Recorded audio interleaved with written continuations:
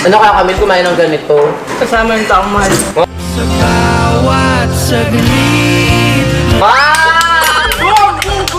Mismo. Sakto. Wow, pares ko. Sabi ko sa'yo dadating. So, ano? Tsaka akala ko sobrang sakit. Hindi naman pala ganun kasakit. Mas masakit pa rin yung...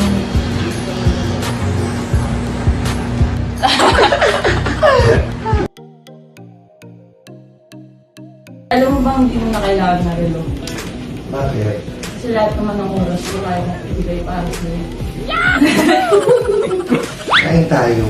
So, kain na tayo. Oo. Ano gusto mo? Ikaw, kung gusto mo. Ang bilis ng araw, no? Dati April, ngayon May, iba na siya.